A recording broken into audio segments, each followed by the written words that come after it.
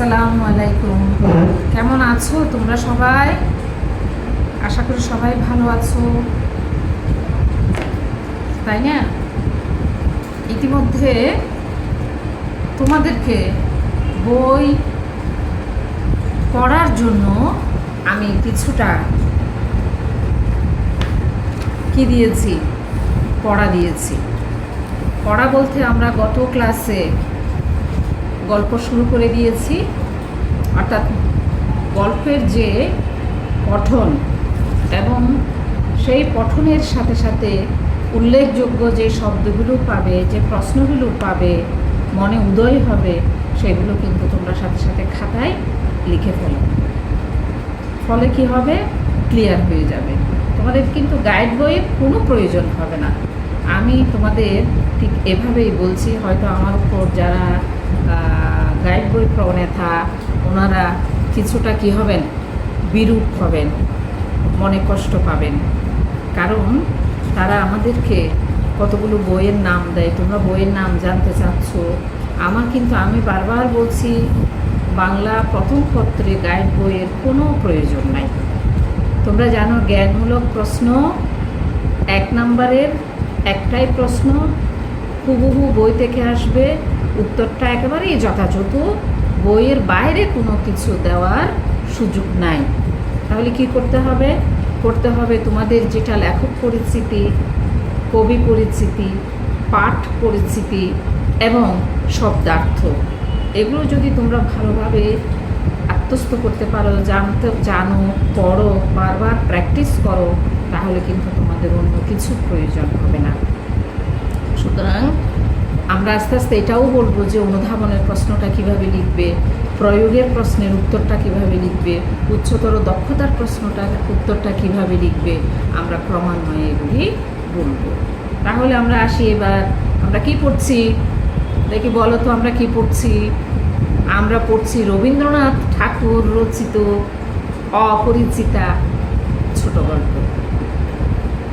বারবার এটা বলছি, তোমরা এই গল্পকে কি বলবে না, উপন্যাস বলবে না, নাটক বলবে না, কবিতা বলবে না, যেটা আমাদের পূর্বের শিক্ষার্থীদের কারো কারো মধ্যে এটা ধরা পড়ত। কাজে তোমাদের বলতে হবে রবীন্দ্রনাথ ঠাকুর রচিত অপরিচিতা ছোট গল্প। তাহলে আমরা সেই অপরিচিতার প্রথম কয়েক লাইনে গল্পের কিছুটা অংশে আমরা কি কি পেয়েছি বলো তো? আমরা গল্প কথকের জবানি দিয়ে তার যে শিক্ষা, তার বাবার যে আর্থিক অবস্থা, মায়ের যে অবস্থা ছিল অতীতের, সেটার পরিচয় পেয়েছি। তার বাবা কি করতেন সেটা পেয়েছি। তার বাবা জীবনে খুব কম সময় পেয়েছেন, এটাও আমরা পেয়েছি। এবং এমনও পেয়েছি যে তাকে কি বলা হয়েছে, অন্নপূর্ণার কোলে গজাননের ছোট ভাইটি বলে তাকে বিদ্রূপ করা হয়েছে। অর্থাৎ অতি আদরে যত্নে লালিত হওয়া মানুষটি বয়সে বেড়ে গেলেও মানসিক দিক থেকে যে অনেকটা দুর্বল প্রকৃতির ছিলেন, সেই পরিচয় আমরা পেয়েছি। এই মানুষটি একমাত্র দেখলাম আমরা তার মামার দ্বারা, মা তো ছিলেনই, মামার দ্বারাই বলতে গেলে তারা মা এবং ছেলে দুইজনেই এই বৃত্তের ভিতরে গণ্ডিবদ্ধ হয়ে গেলেন। এখান থেকে বেরোনোর তাদের কোনো উপায় ছিল না। যখন বের হলেন তখন অন্য এক মানুষ হিসেবে আমরা আমাদের গল্পকথককে পেলাম। তাহলে এই মানুষটি আমরা কি দেখলাম, যে এক সময় তিনি বিয়ের উপযুক্ত পাত্র হিসাবে আমাদের সামনে উপস্থিত হলেন। শুধু পাত্র নয়, একেবারে সৎ পাত্র। তোমাদের মা বাবারা ইতিমধ্যে যেটি শুরু করে দিয়েছেন, অর্থাৎ তোমরা একটু বড় হয়েছো, কলেজে যাচ্ছ, তোমাদের জন্য পাত্র দেখা দরকার। এই যে পাত্র দেখতে গিয়ে যে যে বিষয়গুলো দেখেন, যে যে জিনিসগুলো দেখেন, তার অন্যতম হলো কোনো রকমের নেশাগ্রস্ত না, অর্থাৎ নেশা করেন না। আমাদের গল্পকথকও তাই, তিনি কোনো রকমের নেশার সাথে সম্পৃক্ত ছিলেন না, কোনো রকমের তর্কে বিতর্কে তিনি যেতেন না। তিনি হাঁকে হাঁই করতেন। হাঁকে না করার কিংবা নাকে হাঁ করার মতো ওই বিচার বুদ্ধি, ওই মুখরা মনটা তার ছিল না বলে তিনি সৎ পাত্র হিসেবে যে কোনো কন্যাদায়গ্রস্ত মা বাবার কাছে পরিগণিত হয়েছে। তাহলে আমরা এবার দেখি কি হলো ঘটনা। একজন সৎপাত্র, সুতরাং অনেক মায়ের মা বাবারাই তাকে পাত্র পাওয়ার জন্য উদ্গ্রীব থাকবেন, এটাই তো। তাহলে সেই হিসাবে আমরা কি দেখি, দেখো তোমরা গল্পে আসো। গল্পে তোমাদের যারা নতুন বই দেখেছো 27 নম্বর পৃষ্ঠার 3 নম্বর প্যারাতে যাও, কি দেখবে তাহলে? অনেক বড় ঘর হইতে আমার সম্বন্ধ আসিয়াছিল। আমরা সাধারণত মেয়েদের বেলায় বলি বড় ঘর থেকে প্রস্তাব এসেছে, কিন্তু এখানে আমরা দেখতে পাচ্ছি আমাদের পাত্রই বলছেন অনেক বড় ঘর থেকে আমার সম্বন্ধ আসিয়াছিল। কিন্তু মামা, যিনি পৃথিবীতে আমার ভাগ্য দেবতার প্রধান এজেন্ট, ওই যে বলেছিলাম মামা, যে মামাকে বাদ দিয়ে তাদের মা ছেলের এক গণ্ডূষ পরিমাণ কিছু পাওয়ার জো ছিল না, অবস্থা ছিল না, ক্ষমতা ছিল না। সেই মামা কি তাদের দুইজনেরই ভাগ্য দেবতা হিসেবেই এখন সামনে এসে উপস্থিত হয়েছেন। এই মামাকে বাদ দিয়ে মা এবং ছেলে কোনো কাজ করতে পারবেন না। বিবাহ সম্বন্ধে তার একটা বিশেষ মত ছিল। কার? মামার। তাহলে বিয়ে সম্পর্কে মত থাকা দরকার ছিল কার? পাত্রের, তাই না? নিদেন পক্ষে পাত্রের মায়ের। কিন্তু এই দুইজনকে অতিক্রম করে যার মতকে প্রাধান্য দেওয়া হচ্ছে তিনি হচ্ছেন মামা। ধনীর কন্যা তার পছন্দ নয়। লক্ষ্য করো, ধনী কাদের বলি? যাদের ধন আছে তাদেরকে আমি কি বলি? আমরা কি বলি? ধনী বলি, তাই না? দন্ত ন দীর্ঘ ইকার দিলে কি হয়? ধন সম্পদ যাদের রয়েছে তাদের বলা হয়। আবার সেই দন্ত ন হ্রস্ব ইকার দিলে কি হয় জানো? ধনী, অর্থাৎ কন্যা, নারী।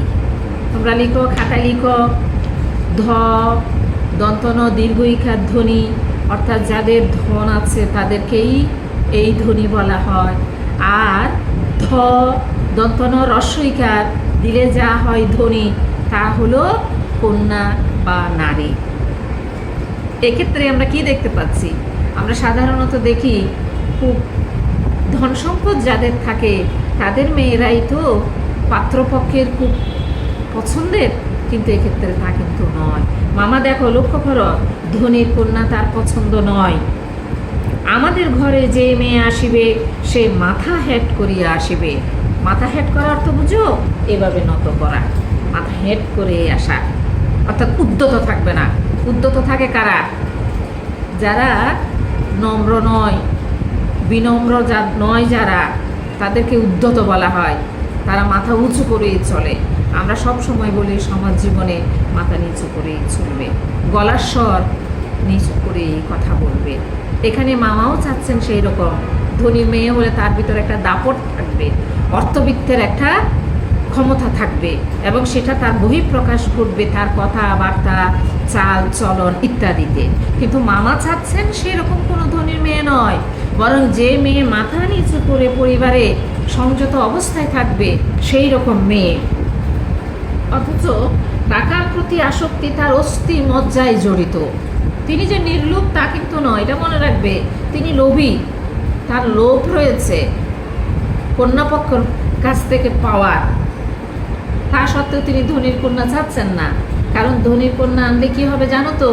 ওই মামাকে মান্যগণ্য করবে না, মামাকে মানবেন না। এই জন্য তিনি এমন কন্যা চাচ্ছেন একটু নিচু স্তরের, যে মামাকে প্রতিনিয়ত মাথা নিচু করেই চলবে। তিনি এমন বেহাই চান। বেহাই অর্থ কি? বেহাই অর্থ হচ্ছে মেয়ের বাবা ছেলের বাবা দুজনকে কি বলা হয়? বেহাই বলা হয়। যাহার টাকা নাই, অথচ যে টাকা দিতে কসুর করবে না। কসুর অর্থ কি?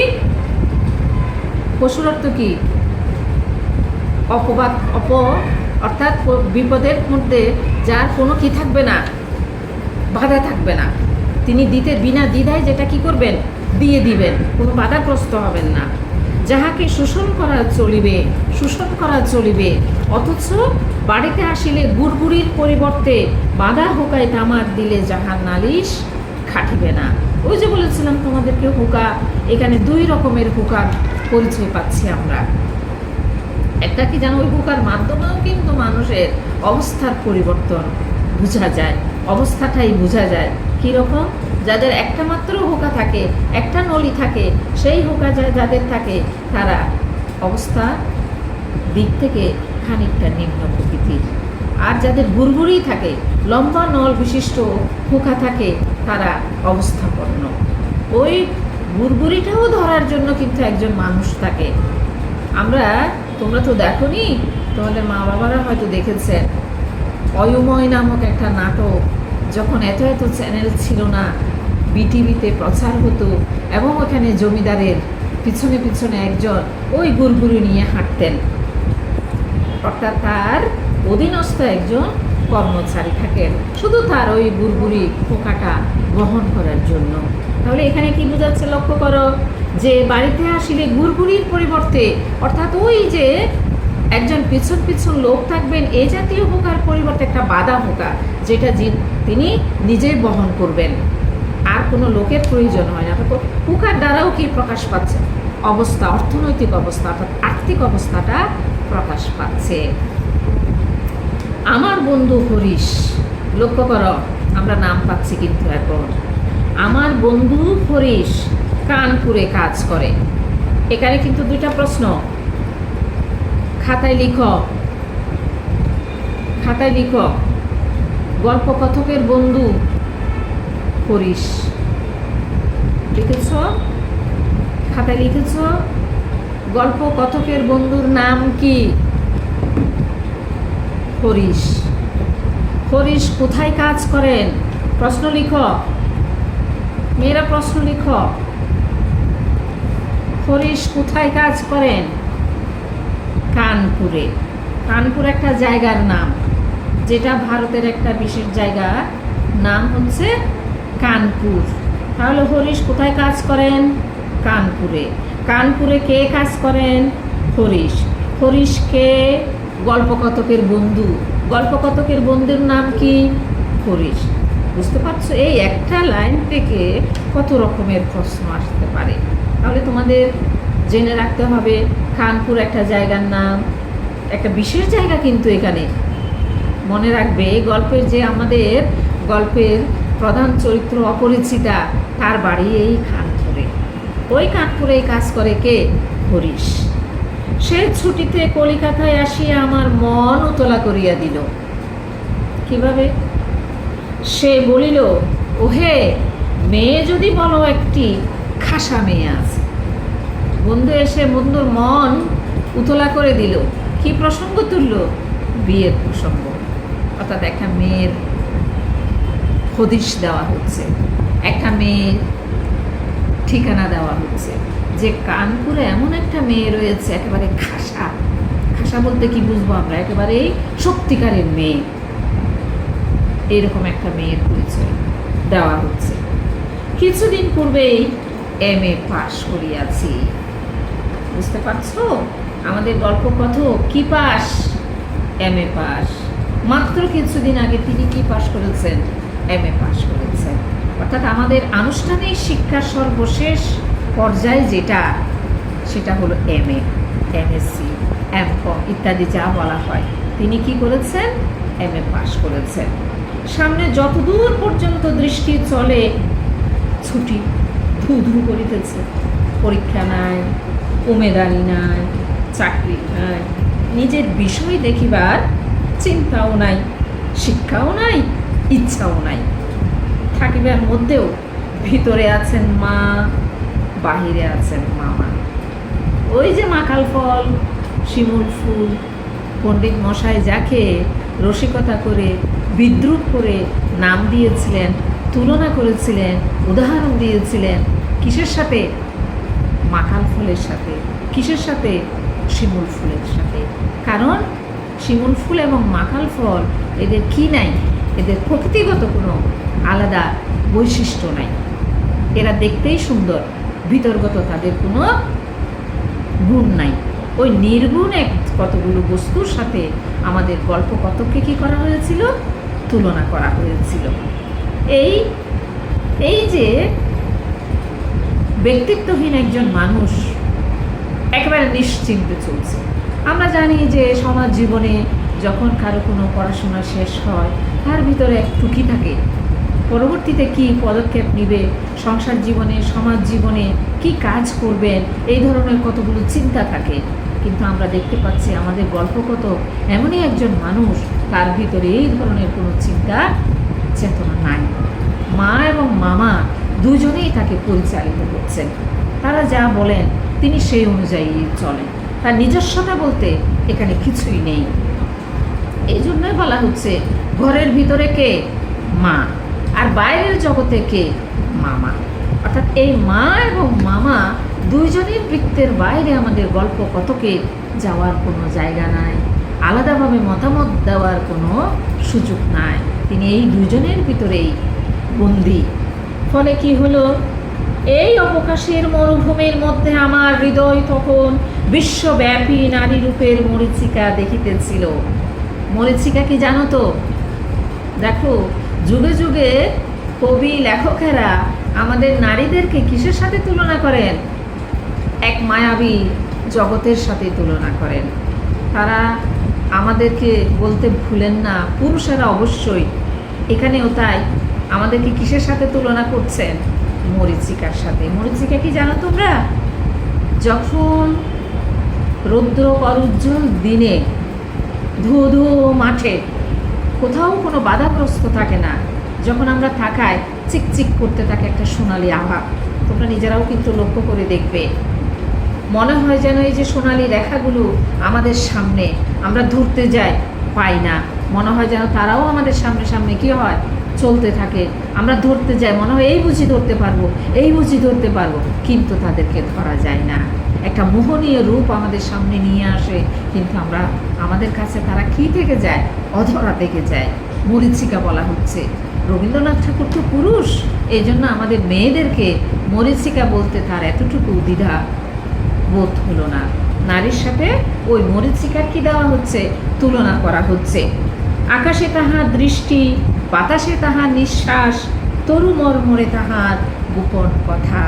আকাশ বাতাস তরু মর্মর, অর্থাৎ যখন বাতাস বইতে থাকে তখন গাছপালার যে একটা মর্মর ধ্বনি আওয়াজ হয়, শব্দ হয়, এটি ওই আওয়াজ এবং শব্দটাই আমাদের গল্প কতকের ভিতরে কি হচ্ছে, অনুরণন হচ্ছে। কি শুনে, কি শুনে? বিয়ের একটু আঁচ পেয়ে, একটা আভাস পেয়ে। ওই যে বন্ধু হরিশ একটা তাকে খবর দিল, সন্ধান দিল, কানপুরে একটা মেয়ে রয়েছে, একেবারে খাসা মেয়ে, সত্যিকারের মেয়ে। ওই মেয়ের খোঁজ পাওয়ার পরে আমার গল্পকথকের ভিতরের যে অনুরণন হচ্ছে সেটাই এখানে বলা হচ্ছে। কি, কিসের সাথে তুলনা করেছে? তরু মর্মরের সাথে। এমন সময় হরিশ আসিয়া বলিল, মেয়ে যদি বলো তবে, ওই যে দেখো, তবে আমার শরীর মন বসন্ত বাতাসে বকুল বনের নবপল্লব রাশির মতো কাঁপিতে কাঁপিতে আলো ছায়া বলিতে লাগিল। হরিশ মানুষটা ছিল রসিক, রস দিয়ে বর্ণনা করিবার শক্তি তাহার ছিল, আর আমার মন ছিল তৃষার্ত। এখানে আমরা হরিশের চারিত্রিক বৈশিষ্ট্য পাই। হরিশ একজন রসিক মানুষ। হরিশের যদি পরিচয় দিতে হয় তাহলে তোমরা কি উল্লেখ করবে? হরিশ একজন প্রাণবন্ত রসিক মানুষ। অর্থাৎ যে কোনো একটা ঘটনাকে এত সুন্দরভাবে তিনি বর্ণনা করেন যে এটা কি হয়ে যায়, একদম প্রাণবন্ত হয়ে যায়, সতেজ হয়ে যায়, সজীব হয়ে যায়। এই লাইনগুলোতে লক্ষ্য করো, আমরা কতগুলো সমাসবদ্ধ পদ পাচ্ছি। মেয়েরা লক্ষ্য করো, এখানে আমরা পাচ্ছি কি, বসন্ত বাতাস। বসন্ত বাতাস, ওই যে শাহ আব্দুল করিমের সে বিশিষ্ট গান, জানো তো তোমরা?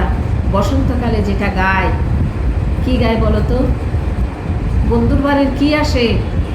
বসন্ত বাতাসে সইব, বসন্ত বাতাসে। বন্ধুর বাড়ির কি আসে আমার বাসায়, আমাদের বাড়িতে? ওই যে গানটা, ওই গানটার মতোই বলা হচ্ছে বসন্ত বাতাস। এটা সমাসবদ্ধ পদ শব্দ। বকুল বন, বকুল বন এটা সমাস দ্বারা সাধিত একটা শব্দ। এই যে আমরা আমাদের ভাষায় কথা বলি, এই শব্দগুলো কিন্তু নানা প্রকৃতির। আমরা যখন দ্বিতীয় পত্র পড়ব, শব্দ গঠন করব, আমরা এই বিষয়গুলো পাব। তাহলে আমরা পাচ্ছি বসন্ত বাতাস, দেখো এটা সমাসবদ্ধ পদ শব্দ। বকুল বন সমাসবদ্ধ শব্দ। নবপল্লব রাশি, নব নতুন, পল্লব পাতা, নতুন পাতার যে যে কি হয়, নতুন পাতার মধ্যে যে একটা, তাদের মধ্যে যে একটা ছোঁয়াছুঁয়ির ব্যাপার থাকে, সেটাই বলা হচ্ছে আলো ছায়া, আলো ছায়া। তাহলে আমরা কি দেখতে পাচ্ছি, বিয়ের শব্দটাই এমন অত্যন্ত আনন্দজনক, উৎসাহ ব্যঞ্জক। এই শব্দটি শোনার সাথে সাথে আমাদের গল্পকথক একজন নিরস মানুষ কি হয়ে গেলেন, রসময় হয়ে উঠল। তার ভিতরের কি কতগুলো বিষয় অনুরণিত হতে লাগলো, তার ভিতরে একটা বুনন তৈরি হয়ে যেতে লাগলো। এবং হরিশ তার বর্ণনাটা এমনভাবে দিচ্ছে যে একজন নিরস মানুষকেও একেবারেই সরস করতে, জীবন্ত করতে, সজীব করতে, প্রাণ চঞ্চল করতে উৎসাহ যোগাচ্ছে। তাহলে কি হলো, যেহেতু তিনি এখন নিষ্কর্মা, তার পড়াশোনাটা শেষ, চাকরি বাকরি তো আর করছেন না, সুতরাং তার এখন কোন দিকে মন, বিয়ের দিকেই মন। এই জন্যই তার মনটা কি তৃষার্ত। তৃষার্ত অর্থ কি, পিপাসিত, তৃষ্ণার্ত অর্থাৎ পানির জন্য যার মধ্যে একটা হাহাকার রয়েছে, পাওয়ার জন্য, পান করার জন্য, সেই রকম একটা মনকে বলা হচ্ছে তৃষার্ত। আমি হরিশকে বলিলাম, একবার মামার কাছে কথাটা পাড়িয়া দেখো। দেখো আমাদের গল্প কত নিজের থেকে যে বলবে তার বিয়ের কথাটা, সেই সাধ্য নাই, সেই ক্ষমতা নাই, সেই সাহস নাই। সেই কার কাছে যেতে বলা হচ্ছে, মামার কাছে। মামাই নির্ধারণ করবে যে আমাদের গল্পকথকের বিয়ে এখন করা উচিত কিনা, মেয়ে দেখবে কিনা, করলে কাকে করবে ইত্যাদি। এই জন্যই সে হরিশকে বলছে, তুমি একবার মামার কাছে গিয়ে দেখো। দেখো কতটা কতটা দুর্বল সে। হরিশ আসর জমাইতে অদ্বিতীয়। অদ্বিতীয় অর্থ কি, তুলনাহীন, দ্বিতীয় যা না, আরেকটা যা নয়, তাই সর্বত্রই তাহার খাতির। খাতির অর্থ কি, তাকে সমাদর করা হয়। কোনো কোনো মানুষকে, যেমন তোমাদের বন্ধু মহলেও, তোমার বান্ধবীদের মধ্যেও দেখবে যে বেশি গল্প করে, যে অনুষ্ঠানকে প্রাণময় করে তোলে, তা সে আসার সাথে সাথে তোমরা কি হয়ে ওঠো, আনন্দিত হয়ে ওঠো, উৎফুল্লময় হয়ে ওঠো। এখানে হরিশ অনেকটা তাই। সে যেহেতু কথা এমনভাবে রসময় করে তোলে যে অনুষ্ঠানকে প্রাণময় করে তোলে, প্রাণবন্ত করে তোলে, সুতরাং তার জন্য সবাই কি থাকে, উৎসাহী থাকে। মামাও কিন্তু তাহাকে পাইলে ছাড়িতে চাহে না। মামা যে এইরকম একজন কাঠখোট্টা টাইপের মানুষ, তিনিও কিন্তু হরিশকে পেলে আর ছাড়তে চায় না। কথাটা তার বৈঠকে উঠিল, অর্থাৎ মামার কাছে কি করা হলো, কথাটা বলা হলো। মেয়ের চেয়ে মেয়ের বাপের খবরটাই তাহার কাছে গুরুতর। আমরা কিন্তু ইতিমধ্যে জেনেছি ধনীর মেয়ে তার পছন্দ নয়। তিনি এমন পরিবার থেকে বউ আনতে চান যেখানে মেয়ে মাথা নত করেই থাকবে। বেশি ধনী হলে মামাকে মানবে না, মামার কথার উপরে যাবে। এই জন্য তিনি কি চাচ্ছেন, তিনি চাচ্ছেন যাতে কি হয়, মেয়ের পরিবারটা কেমন, মা বাবার অবস্থা কেমন, এটাই তার কাছে গুরুত্বপূর্ণ। মেয়ে কেমন, তার রং দেখতে কেমন, সে লম্বা না খাটো, বয়স কেমন ইত্যাদি কিন্তু বিবেচ্য বিষয় নয়। মেয়ের মা বাবার অবস্থাটাই তার কাছে এখন মুখ্য ব্যাপার হয়ে দাঁড়িয়েছে। বাপের অবস্থা তিনি যেমনটি চান তেমনি, অর্থাৎ কি হলো, তিনি যেমন যেমন চাচ্ছেন তেমন একটা অবস্থা। এককালী হাতের বংশে লক্ষ্মীর মঙ্গল ঘট ভরা ছিল। লক্ষ্মীকে জানো তো, আমরা জানি দেবীর এক নাম লক্ষ্মী। লক্ষ্মী কি, যিনি ধন সম্পদের দেবী। তাহলে যে অবস্থা, যেই পরিবারটি খুঁজে পাওয়া গেল, এই পরিবারের এককালে কি ছিল, অনেক ধন সম্পদ ছিল, তাদের ঘরটা সম্পদে পরিপূর্ণ ছিল। এখন তাহা শূন্য বলিলে হয়, অর্থাৎ এককালে ছিল, এখন আর নেই। অথচ তলায় সামান্য কিছু বাকি আছে, অর্থাৎ একেবারেই কর্পদক শূন্য হয়ে তিনি পড়েননি। অবস্থা হয়তো পূর্বে ভালো ছিল, এখন তেমন নাই হয়তো, কিন্তু একেবারেই যে নিঃস্ব তাও কিন্তু নয়। দেশে বংশমর্যাদা রাখিয়া চলা সহজ নয় বলিয়া ইনি পশ্চিমে গিয়া বাস করিতেছেন। কার কথা বলা হচ্ছে এখানে? এখানে কিন্তু মেয়ের বাবার কথা বলা হচ্ছে। এই মেয়ের বাবা বংশমর্যাদাতে অনেক উঁচুতে, এককালে তাদের প্রচুর অর্থবিত্ত ছিল। যে কোনো কারণেই হোক, বর্তমানে তিনি পড়তির দিকে। আগে যে অবস্থাটা, অর্থাৎ যে নিয়ম নীতিগুলো মেনে চলতেন, বর্তমানে যেহেতু এগুলি মানা তার পক্ষে সম্ভব হচ্ছে না, এই জন্য তিনি খানিকটা দূরে গিয়ে, তার পরিচিত পরিবেশ থেকে আর একটু দূরে গিয়ে তিনি তার জীবন নির্বাহ করছেন।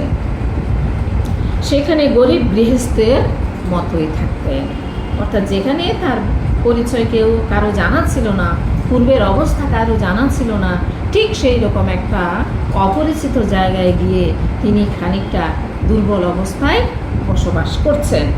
একটি মেয়ে ছাড়া তার আর নাই, অর্থাৎ সংসারে তারা বাবা এবং মেয়ে এই দুইজনের পরিবার। সুতরাং তাহারই পশ্চাতে লক্ষ্মীর ঘরটি একেবারে উপর করিয়া দিতে দ্বিধা হইবে না।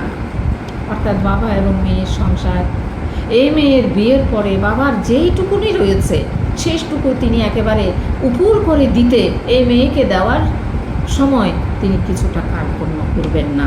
যতটুকু সাহিত্য তার রয়েছে, যতটুকু ক্ষমতা তার রয়েছে, তিনি দেওয়ার আপ্রাণ চেষ্টা করবেন। এখানে তার কোনো রকমের বাধা বিপত্তি থাকবে না। এই রকম একটা পরিবার মামা চেয়েছিলেন, যে লক্ষ্মীর ঘরটা উপর করে দেবেন। সেই রকম একটা পরিবার পেয়ে তিনি নিজেকে এই পরিবার থেকে তার ভাগ্নিকে বিয়ে করানো উপযুক্ত বলে মনে করলেন। তাহলে কি হলো? মামার যেহেতু পছন্দ হয়েছে, মামা যেহেতু এই পরিবারটাকে তার মনে ধরেছে, তার মনের মতো হয়েছে, সুতরাং এই পরিবারে তিনি তার ভাগ্নিকে বিয়ে দিবেন। মনে মনে সেটা তিনি অনেকটা কি করে ফেললেন, ঠিক করে ফেললেন, সিদ্ধান্ত নিয়েই নিলেন। আমরা তো ইতিমধ্যে দেখেছি এই মামাই হচ্ছে পরিবারের সর্বে সর্বা। মামার উপরে কথা বলার মতো সাধ্য বা ক্ষমতা মা এবং ভাগ্নে দুজনেরই ছিল না। সুতরাং আমরা বলেই নিতে পারি, আমরাও বুঝে নিতে পারি বিয়ে কি, আপাতত বিয়ে ঠিক বলেই আমরা নিজেদের কি মনে করতে পারি, সিদ্ধান্ত নিতে পারি। আজকে এই পর্যন্ত, সামনে আমরা আবার দেখবো। এই পর্যন্ত তোমরা আবার একটু ভালো করে দেখো, বুঝো, এবং যেটা যেটা না বুঝলে তোমরা আমাকে মন্তব্যের জায়গায় লিখে দিতে পারো। তোমরা সবাই ভালো থাকো, সুস্থ থাকো এবং নিরাপদে থাকো। সবাইকে ধন্যবাদ।